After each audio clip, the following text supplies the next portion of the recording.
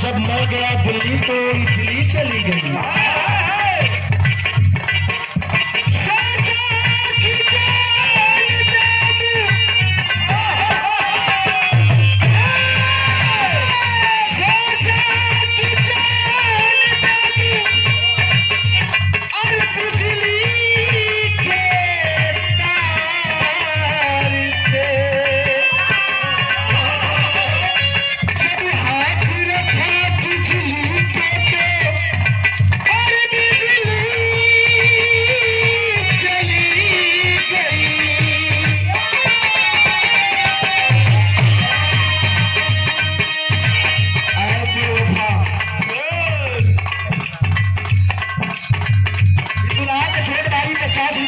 संजय जी कैसे प्रसाद गौतम जी महाराज के पावन धरती से 100 रुपया दिलन, कहीं बाहर दिलन, एक डेढ़ सौ काम, लेकिन क्या था हमके ना भरोसा रही कि हमरा से प्यार करके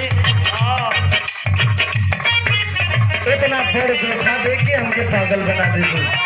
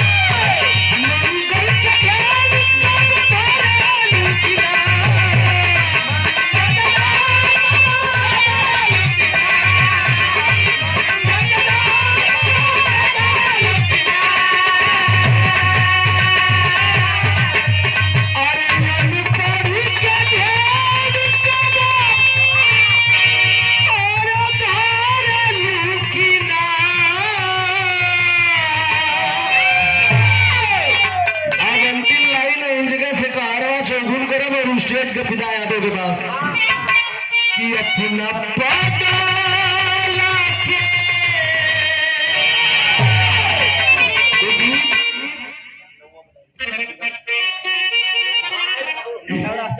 हमार नवराशि हमके मधुकर समझला और मंगल भैया के मंगल सुनार मिलला ये गाना से।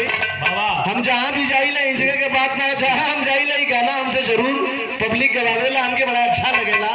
यही लिए अरे मंगल